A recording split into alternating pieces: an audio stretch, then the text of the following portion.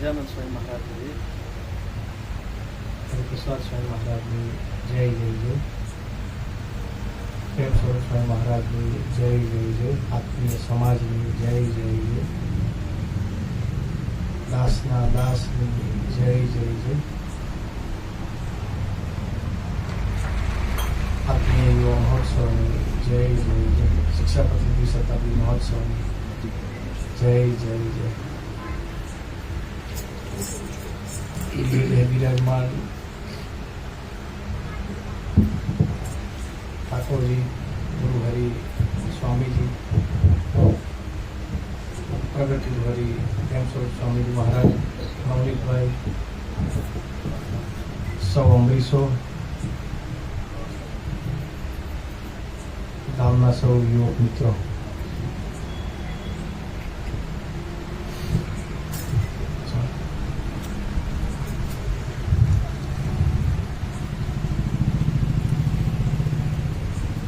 તીર્થભાઈએ સરસ વાત કરી કે પોઝિટિવ વિચારીશું તો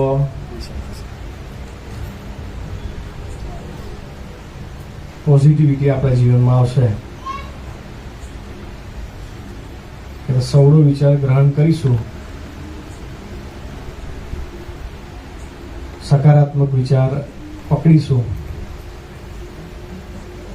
તો સૌની પરિસ્થિતિ કે સકારાત્મક ઉર્જા કે ભગવાનનું બળ આપણા જીવનની અંદર પ્રગટ થશે. એમને એક્ઝામ્પલ આપ્યું કે બધાને ટોમ એન્ડ જેરી હતું, મિકી માઉસ તો બધું થઈ ગયા પછી જો એમનું જમવાનું બી જતું રહેતું હોય એ ટાઈમે એમને વિચાર આવતો હોય કે આ કેરેક્ટર આખી દુનિયાને કામ લાગશે, તો એમને કદાચ કોક ભગવાનનો કે ભગવાનના સાધુનો સંબંધ નહીં થયો હોય, એમને કદાચ જીવનમાં પોઝિટિવ રહેવાનું એવું કોઈ જગ્યાએ સાંભળ્યું હશે કે નહીં હોય, આપણને ખબર નથી. પણ સ્વામીજી કાયમ આપણને એવું કહેતા હતા કે દરેકમાંથી ગુણ લેતા શીખવું. સ્વામીજીનો જૂનો એક પ્રસંગ છે કે સ્વામી જ્યારે આણંદની અંદર ભણતા હતા, એક દિવસ સાંજે આવી રીતે બેઠા હતા એકલા, ઉદાસ હતા સ્વામીજી. એમની બેનના ઘરે રહીને ભણતા હતા, બરાબર ને, આણંદ રેવણદાસની ખડકી. એટલે પ્રભુદાસ કોઈ દિવસ ઉદાસ નહીં હોય, પણ એ દિવસ ઉદાસ હતા. એટલે પછી પૂછ્યું એમને કે શું થયું પ્રભુદાસ. એટલે પછી પ્રભુદાસ બે તે વખતે ભણતા હોય પછી જવાબ આપે એમને કે આજે કે કોઈનામાંથી કે ગુણ લેવાયો નહીં, કોઈનામાંથી કોઈ એવી પોઝિટિવ વસ્તુ મળી નહીં આખા દિવસ દરમિયાન, એટલે ઉદાસ થઈ ગયા. હવે એ જગ્યાએ આપણે આપણો વિચાર કરવાનો પોતાની જાતનો કે આપણે સવારથી સાંજ સુધી જે કંઈ જોઈએ છે, પછી સાંજે કોઈ દિવસ આપણે વિચાર કરીએ કે આજે સારું કંઈક મળ્યું કે નહીં મળ્યું. આપણે સાંજે ઘરે આવીએ તો એ વિચાર આવે કે ખાવા મળ્યું કે નહીં મળ્યું, જમવાનું શું હશે. પણ સ્વામીજીનો વિચાર કરીએ તો સ્વામીજીને આપણે કોઈ બી દિવસે દર્શન કર્યા હશે, રાત્રે દર્શન કર્યા હશે, કે આટલી ફ્લાઇટમાંથી આવીને દર્શન કર્યા હશે. ગઈકાલે પ્રેમ સ્વામીજી પધાર્યા, જે દર્શન કરવા પધાર્યા છે એમને દર્શન કર્યા હશે પ્રેમ સ્વામીજીના. 77 કે 78 થયા, 78 બરાબર. અમે ઓસ્ટ્રેલિયા ન્યુઝીલેન્ડની ધર્મયાત્રાએ જઈને પછી તરત જ પધાર્યા. પંજાબની અંદર મૂર્તિ પ્રતિષ્ઠાનો આખો ઉત્સવ હતો. ત્યાં તો કોઈ છે નહીં, પોતે જ પ્રાદેશિક સંત છે લગભગ પંજાબના, બરાબર ને. તો બધા ગયા હશે પહેલા, પણ આખો સમય એ મેનેજ કરે. ઓસ્ટ્રેલિયાની અંદર મૂર્તિ પ્રતિષ્ઠા કરી, ઓલમોસ્ટ બધી જગ્યાએ ઇન્વોલ્વ હોય, બધી જગ્યાએ બધી જ વસ્તુનું ધ્યાન રાખતા હોય, એવી પરાભક્તિ અદા કરતા હોય. છતાં બી ગઈકાલે ઉતર્યા તો જેને દર્શન કર્યું હશે, કદાચ વિડીયો બી આવ્યો છે, વિડીયોમાં તમે જોશો તો આટલું બધું ટ્રાવેલિંગ કર્યા પછી આપણે કદાચ 78ની વર્ષની ઉંમરે હસીએ કે ના હસીએ, બહાર આવીને જ પ્રશ્ન છે. અત્યારે જ કદાચ ઘેરથી અહીંયા આવ્યા હોય તો એ ઢીલાઈ બી અમુક બરાબર જમ્યા ના હોય તો, પણ એ હસી શકે છે. એનું કારણ એ છે કે ભગવાનની અંદર રહી શકે છે.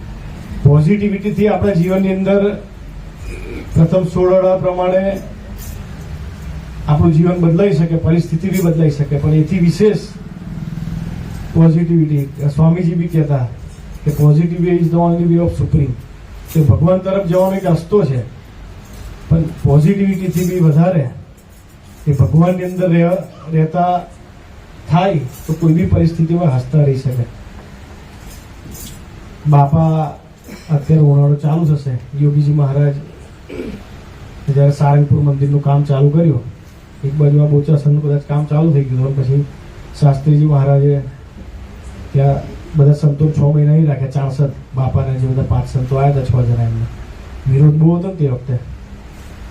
પછી અહીંથી પછી તઈ મોકલ્યા. એક બાજુ શાસ્ત્રીજી મહારાજે કામ ચાલુ કર્યું મંદિરનું, તો 5-50 હરિભક્તો કેટલું મંદિર બને? આપણે વિચારવા જેવો પ્રશ્ન છે. આટલા જ જણ હોય તો 2 મંદિરનું કામ ચાલુ થાય? આટલા જ જણ હોય તો સેવા કોણ કરે, કોણ લાવે, કોણ શું કરે? છતાંય શાસ્ત્રીજી મહારાજે અક્ષર પુરુષોત્તમની ઉપાસના સ્થાપવા માટે એક બાજુ કામ ચાલુ થયું, તઈ એમને સોંપ્યું બાપાને, વિજ્ઞાન સ્વામી બધા. તો તઈ બાપાના બી બધા બહુ લેટર્સ છે. એમ સ્વામીજી ઘણી વાત કહે છે કે પેલી લિખિતમ યજ્ઞ પુરુષદાસ વાંચજો તમે, એ વાંચીએ તો આપણને ખ્યાલ આવે. એક ભાઈ બાપાને તેલ આપી ગયા હતા, કલ્પેશભાઈ. તે વખત તો તેલની ક્વોલિટી બી સારી હશે, વર્ષો થઈ ગયા, તો તેલ આપી ગયા ગામમાંથી. પછી થોડા દિવસ પછી પાછા આવ્યા, 10, 15, 20, 25 દિવસ પછી. ટાઈમ પીરિયડ એક્ઝેક્ટ ખબર નહીં.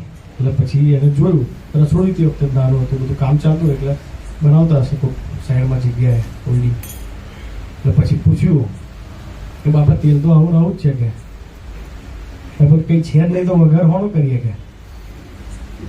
એમાં લખેલું ઘણી વાર એ લોકોને કંઈક મીઠું કે મરચું ખાવાની ઈચ્છા થાય તો કાંકરા હોય, કાંકરાનો વઘાર કરે.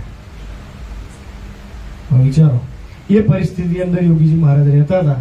અને આજુબાજુ બધા ગામમાં જોડી લેવા જાય, છાશ લેવા જાય, તો બાપા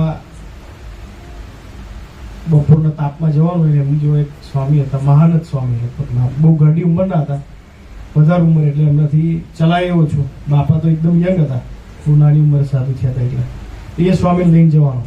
એટલે અડધો ટાઈમ તો આપણને તો એવો વિચાર આવે કે આઉટપુટ શું મળ્યું ભાઈ, વહેલું ચાલે તો વધારે જોડી મળે, પેડા લઈને ગયા ત્યારે હાચે પેલું કરીએ, આપણને એવો વિચાર આવે.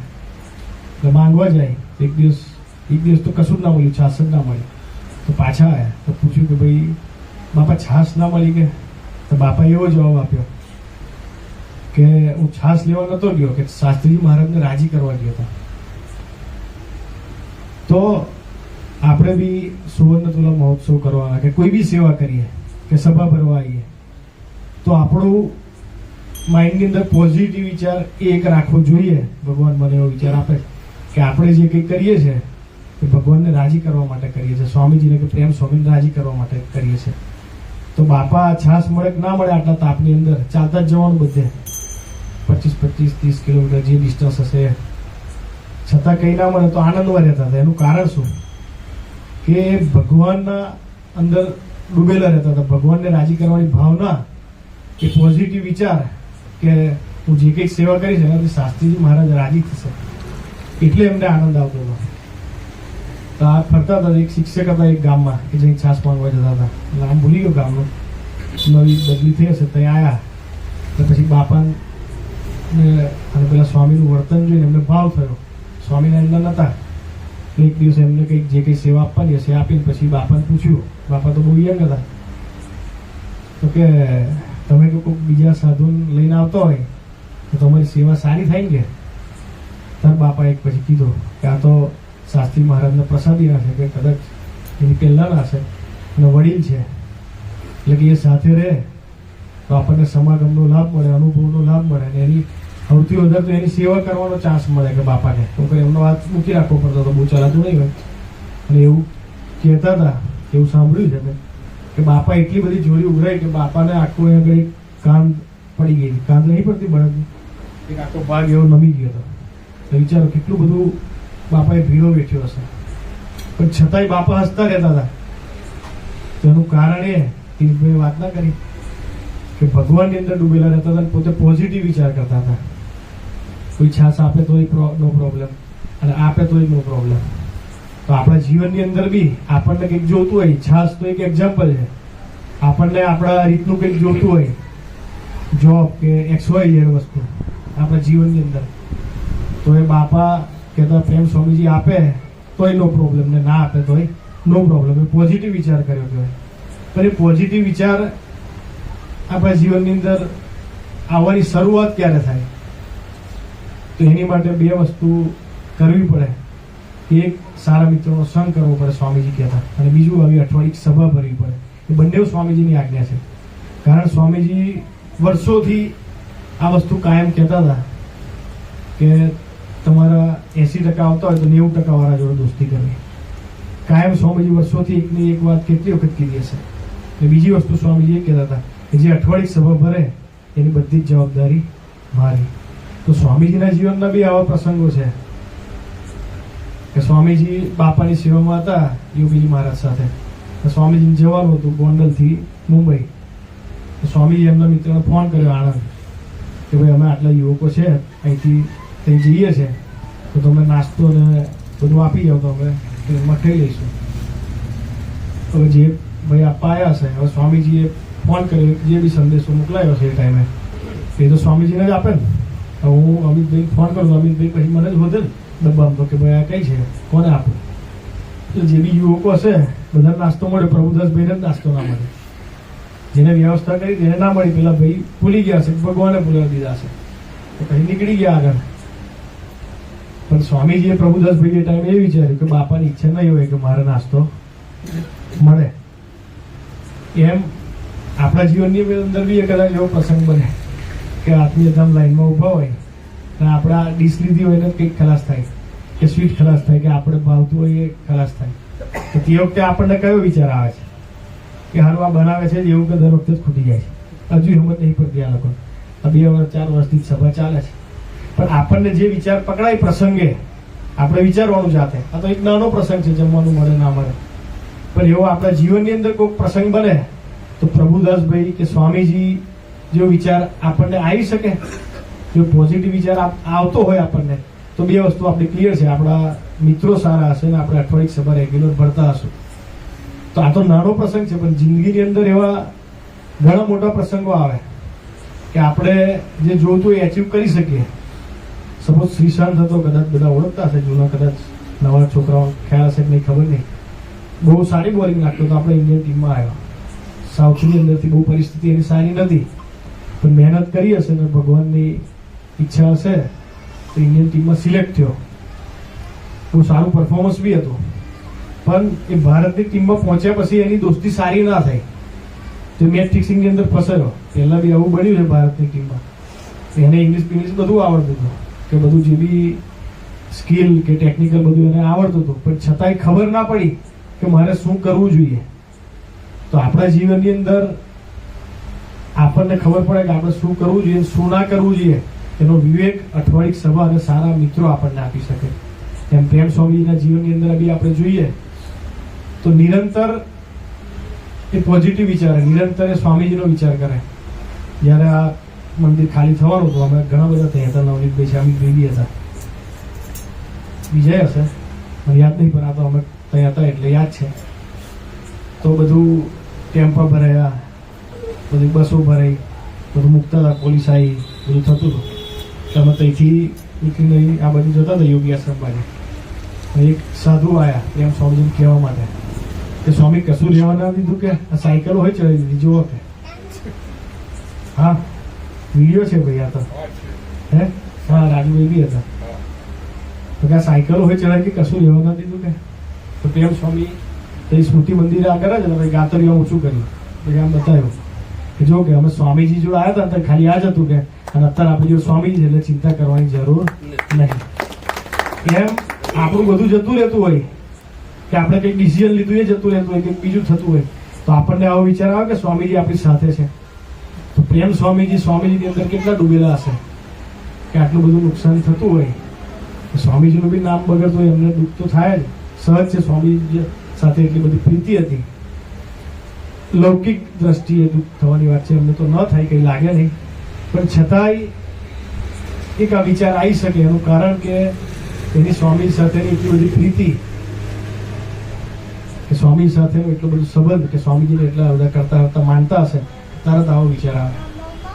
તો સ્વામીજીના ચરણોમાં પ્રાર્થના કરી, તીર્થભાઈએ જે વાત કરી કે પોઝિટિવિટી નિરંતર આપણા જીવનમાં કેવી રીતે વધે, તેનો સ્વામીજી અદ્ભુત આપણને માર્ગદર્શન આપી ગયા છે. કે સારા મિત્રો અને અઠવાડિક સભા, પ્રથમ 16 ને 18 એ બંને વસ્તુ, એ ત્રણેય વસ્તુ સ્વામીજીને પ્રેમ સ્વામીજી આ સુવર્ણ તુલા દરમિયાન આપણા જીવનની અંદર સાકાર કરી આપે, એ જ પ્રાર્થના સહજાનંદ સ્વામી.